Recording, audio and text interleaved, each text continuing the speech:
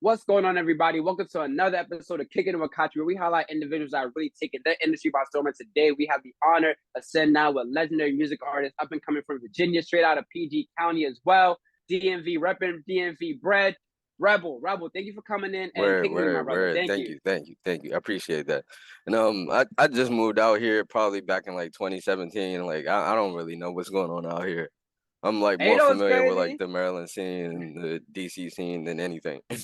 I don't know how long people gotta move out because you said 2017. It's about 5 years, so you can Yeah, kind of call yeah, yourself yeah. a VA But native a I little mean, bit now. like I don't really be moving around like that. I'm like a Right, low key right, type of right, right. person. Like I'm very secluded. I'm very like just engulfed inside my work and everything. Right. And Yeah. then obviously, like, getting to the subject at hand, right? Like being very secluded, very introspective, introverted as well. Like, what kind of made you transition or getting to a genre or a medium that is so outward facing, right? Like people make music. I don't make music, so I'm the consumer, right? Like I'm Yeah. taking in music. So, and for you as an artist, like that is something that you're doing for other people. So, or maybe also for yourself. So, how long have you been doing music for? Music has been a huge part of my life for I want to say pretty much my whole entire life. When I was a child, my mom, she used to be inside of a rap group and she was the singer of the group. So a Really? lot of the Okay. times I would be in those studio sessions. I'm like 5, 6 years old. I'm picking up on things. I'm like, yo, can I get on the mic? And they're just like, Right, no, no, no. right. But like just that alone, just having that experience, and I just always viewed music and looked at music in a different way than other people. Like I would be listening to different things like for the production and different things like that. And I was like young doing this stuff, and Right. that's really what inspired me into getting into music now. I want to say like producing, engineering, and writing my own music and recording and everything. I've been doing that for around 12 to 13 years. Sheesh. And then, Before it was cool. right, Like people, like when I used to tell people I was like rapping in high school, they would just like shit on me, or it was only like three people in the school rapping. Now it's right, like everybody and their mom is a rapper now.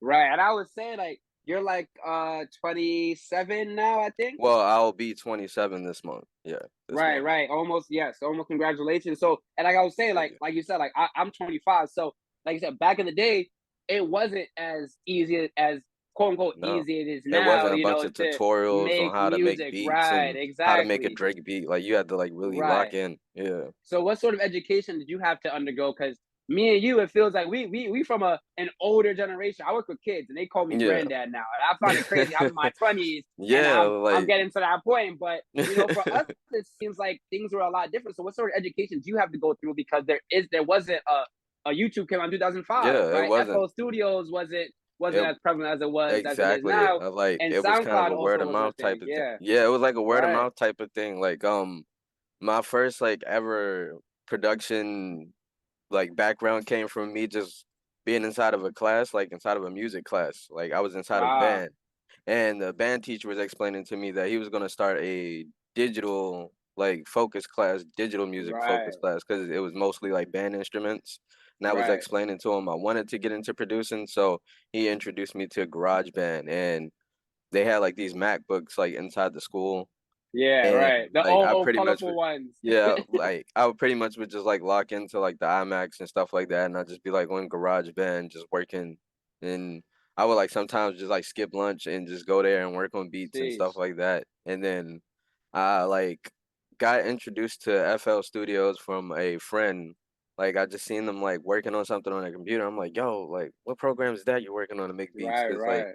I'm using GarageBand and stuff. I can only make beats there because I don't have GarageBand on the Yeah, Windows. So right.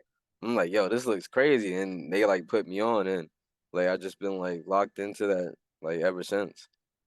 And I would say, like you said, like coming back from our generation, it's crazy how like FL Studio, there's always a story where it's like FL Studio production is like you had to have a friend or had to have Yeah, somebody that was already in it because I'm not gonna lie, at 12 years old, we wasn't buying FL Studio. no, We was getting a torrent, we was getting a crack, you know yeah, what I'm saying? yeah, So we got together with somebody else.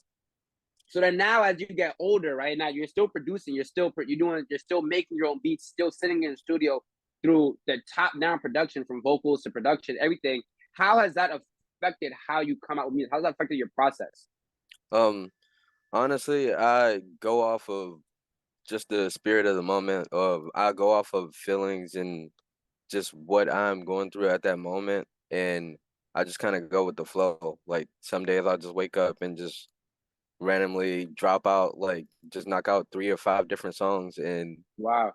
I'm, like, mixing and doing different things. Yeah, it's, like, more of, like, a spirit of the moment type thing. It's, like, when it comes in, then sometimes I'll take, like, a little break and fall back and kinda, like, readjust my sound and kinda work on myself, and that's what I've been doing for a while. I've removed all my old music pretty much that I Yeah. had up on iTunes, and I've been pretty much restarting now that I was able to get the funds to invest into myself and finally get the equipment that would have my music to sound up to par because back then I was using what I could just get at the time, like Right. when I was young and I didn't have a job. So You know what I'm saying? Like we come from the backpack era, you know what I'm saying? Like if it wasn't on your back, it wasn't coming with you, you know what I'm saying? So yeah, and now yeah, creating the music, right? And kind of the genre of music that you have doesn't sound very Maryland or very Virginia, right? It's very alternative. It has a lot of genre blending as well. They like have some rock, some emo rap, some trap, a little bit, right? How has like, and your name is Rebel, right? So yeah. does the persona kind of exemplify like a black sheep sort of Yeah, ethos I away mean, from like what you generally saw in music growing up? yeah, I mean, like, I've always been that way, like, I've been just a very open type of person when it comes to music, like, I'm willing to listen to about anything, almost anything except for country. I it's just like a disconnect with that, but I really grew up on, like, MTV, different things like Yeah, that, just yeah, really, yeah. like, watching, like, VH1, like, MTV Jams and stuff like that, and them playing these music videos, I'm seeing different rock bands that I'm, like, falling in love with or just, like, idols, like and, like, I would say pop culture, like, really shaped and it really, like, shifted me into, like, where I wanted to go with, like, my sound and how I wanted to carry myself. I feel like the mystique of artists has been kind of like just like thrown out the window. Like you don't really Yeah, get like big artists like a Jay-Z or a Kanye West anymore like that. It's like it's rare that you see those people like often like popping up like a Eminem or something like that where it's right, like they're right, like really right. larger than life. Like I would say currently it would probably be Drake. That would be Yeah, like right. the closest thing to that, but it's like it's fading out now. It's like becoming to where like a lot of artists have became like reality stars and it's like they Yeah, doing the right, TV right. and they doing the whole thing. They arguing with the girlfriends and stuff like that and Right, right. the shenanigans. Like I want to bring it like back to like the music and just bringing it back to like focusing on the artist and what they want to put out and project. Yeah. Yeah, and I would say like the ethos of the artist, right? Like this idea of mysticism, I think goes kind of hand in hand with that alternative music scene, right? Like Yeah. as you know, glasses or wearing black or just music that speaks to a specific niche audience, right? I'm not making this music for radio. I'm not making music for clubs. I'm not Yeah. making Yeah. music for large consumption to get massive amounts of streams. I hope it does, but I'm making music that's gonna resonate with somebody, right? I think that's Yeah. kind of where you're making music towards. And then the idea of rebranding, right? What was that decision like for you as an artist, right? Like as artists, we never like looking at ourselves and be like, yo, I mean, we tell ourselves every day, our shit's Yeah. trash. I'm not, Yeah. I need to Yeah. get better. I need to get better. Is that kind of what happened when you were like, all right, let me take up all the old music. I'm just doing the new music and I'm forging ahead and not a new path, but a better path. Yeah, like the new music is way different than anything I would have ever put together when I was at that mind state because I was just so young and I just didn't have the knowledge. It's just now it's Right, like I had the life experiences and different right, things and right, like I realized that I can be doing so much more with my music than what I was doing. I felt like it was kind of very bare bones. I wasn't really putting like so much technicality behind it and that's what I want to get more into now as far as just that whole wave and how my new music sounds and that's really what like inspired me to like remove a lot of the old music because it just didn't sound the same. It sounded like it was coming from a hmm, totally different person. Didn't wow, the new stuff. wow. Yeah. And I would say like now coming from outside in perspective, right? Like the accessibility of elephant in the room, we're both black, Yeah. right? So accessibility of people that look like us in the music genre that you're in, right? Because as you know, even with country, right? Like Lil Nas X had that whole Yeah. fiasco about Yeah, it's yeah. his song country, is it not hip hop? But it's like just because we're black doesn't mean that we have to do trap, hip hop, Yeah. even R&B, Yeah. right? So how has the accessibility? Because I see like the Trippie Reds, the Lil Uzis, the Playboy Cardis, the Ken Carsons, the Detroit Lonelys, right? Like there's a heightened increase of accessibility of black artists into the alternative scene, right? Whether it be alternative rap, alternative music, alternative melodic music, right? Yep. How does that kind of influence you and your drive in creating the music that you make? I mean, I've always been that type of artist that is like Right. a I mean, very I guess for you, niche this is we're kind of artist. late to Yeah, you. Yeah. yeah. Like I've always been into that whole niche artist thing. When I first started making music and recording and dropping stuff back in 2009, I was very cloud rap. I was very like Right. Wiz Right. Khalifa, Currency, and then it Nice. went Okay. from that to it took like a whole different turn into like me getting more into like the horrorcore type of rap, the Odd Yeah. Future-esque type of rap. A lot of people said like it was kind of bleak and it was kind of like shock value rap, and a lot of Yeah. people would Right. be uncomfortable by it. But it was just like that's just how I felt at the time. But Right. I realized that like alternative music, it can really be anything, honestly. Anything that is like out the norm, out of the normal, spins, the 808s type of beats, the little babies, the little dirt type of Right. beats, Right. Right. because I can do all that stuff with my eyes closed, and like my YouTube channel that I upload beats on and different things like that shows like I'm able to like make beats for pretty much any artist. Like I can lock into their sound and like put myself in their world and like adapt. Right. And I would Yeah. say what is the distinction, or how would you describe Rebel the artist and then Rebel the producer as he's producing beats maybe for Rebel the artist, or Rebel the producer producing beats for other artists? Yeah. Now, like I said, the producer, I'm really just trying to like man the ship. Like I'm just trying to like, all right, figure out how their setup is and try to work around with them and also be able to like steer us in the right direction to where we could get something done. Like, and I'm like that with anyone. Like I ask them, hey, what type of beats you feeling? Like, give me a vibe or something, and I'll work off of Right, that. right, Yep. And when it comes to me and my beats, it's more of like a personal thing. Like I come up with like a lot of like melodies and different things like that first before I start drums or anything like that. So it's like sometimes I'll just have just the melodies and like I've already written the whole entire song before I've like structured the drums out or anything like mm-hmm, that. mm-hmm.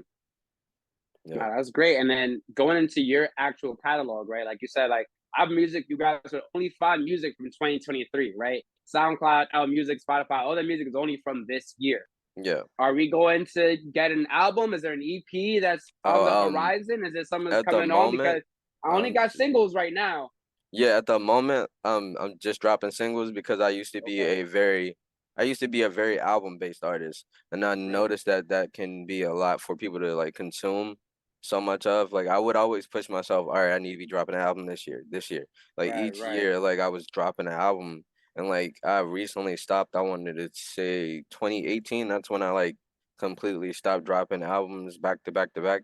But even when nobody was listening, even when I was just getting like 4 or 5 plays, like I would be still just dropping whole projects and different things like that because I was just always just proud of just dropping a body of work for people to consume.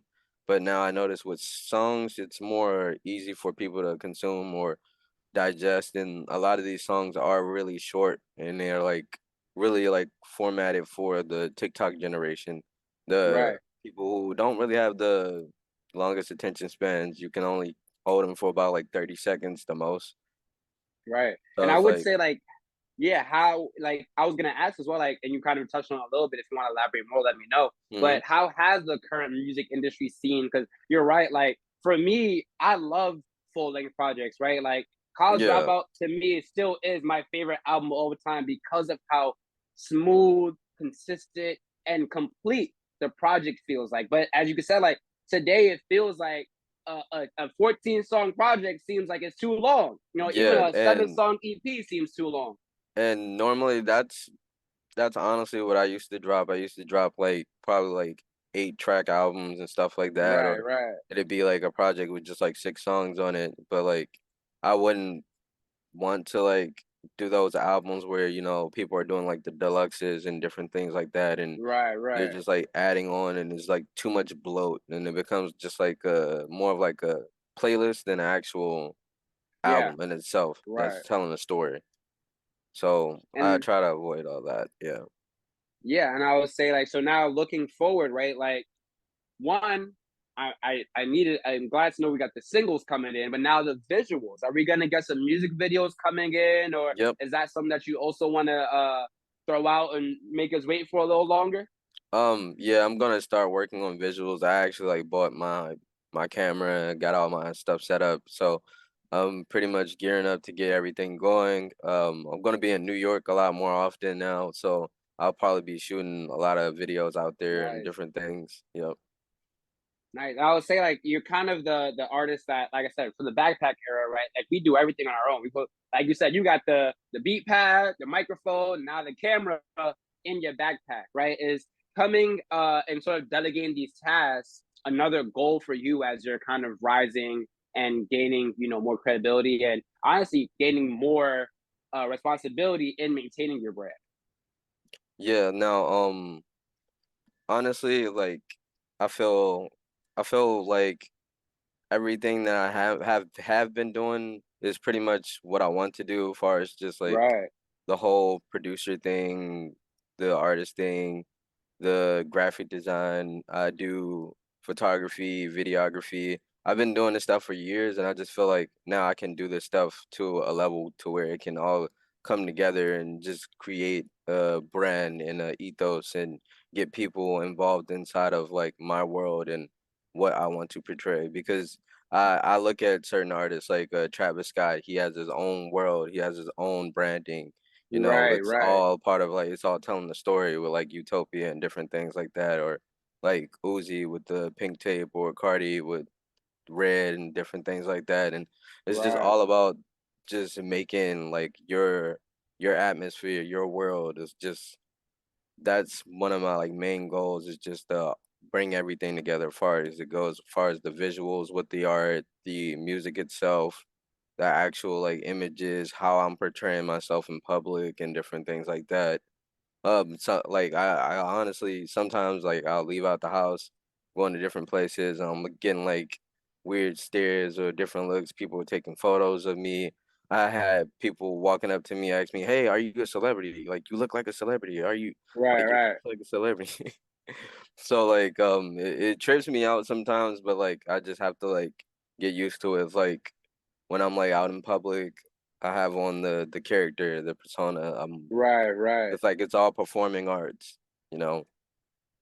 And I would say like that kind of gets into my next question, right? Because if you guys don't know, like my boy Rebel, he be outside dressing. Like if you go to his page, you know what I'm saying? Like you will see why people stop and take pictures and ask him if he's a celebrity. Because my boy be out here stepping and dressing. You know what I'm saying? No salad. So is fashion design or making your own brand, is that something that you also want to kind of add to the world that you're kind of creating here? Because you mentioned Yeah. Travis Scott, you mentioned the Playboy Cardi, it's all people that have merchandise and apparel under their own brands as well.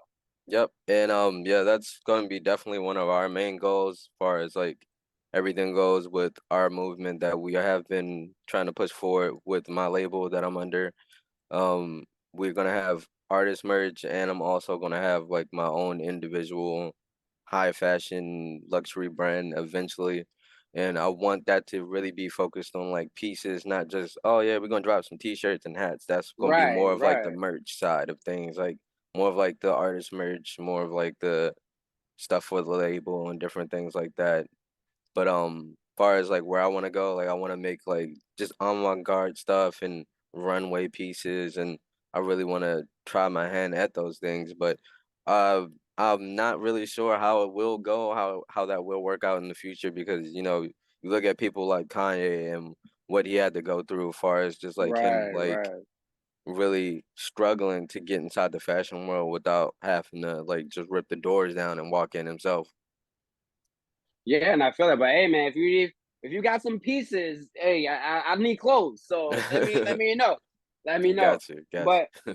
before we head out of here, right? Because honestly, I always want to make sure that I acknowledge that someone else is watching this and they're like, yo, this guy has been making music since 2017, 2016, and he's still doing it, right? Has gone through the trouble of rebranding himself, has gone through the trouble of educating himself on different facets of making his own music, building his own brand. So you obviously have some gems, some knowledge that I think is imperative and valuable to another individual. So what are three gems that you would like to bestow upon that next person with their eyes on their dream?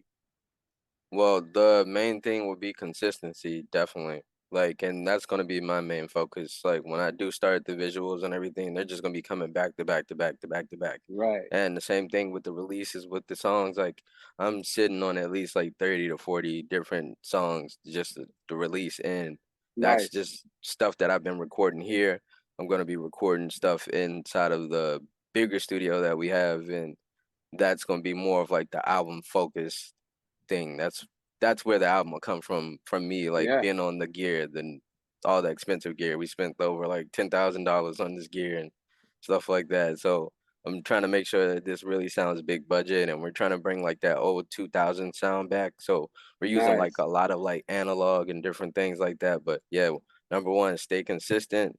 Number two, I would say just follow your dreams. And like I know it's cheesy to say that, but like a lot of people will try to step in and they try to tell you that you can't do it, it's impossible, like you should just give up. And it's like it's something I deal with constantly, and you have to just push that out. You have to learn to pretty much embed that that that moment in your head, that one moment that you're thinking about, like that moment, just keep that moment in your head, that one moment where you like, I finally did it, I finally made it. And that's what always keeps me pushing, is just trying to strive for that moment. Like I'm willing to pretty much like die, like just for that one moment, just for that one Right. moment, just to know that like I really like officially like I've done it.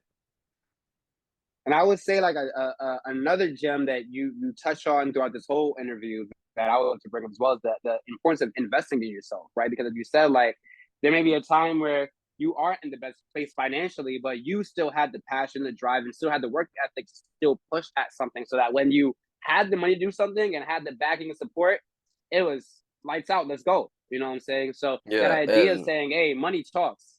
yeah, and that's another thing. Like I didn't really have no backing. Like everything was coming out Right. of my pocket.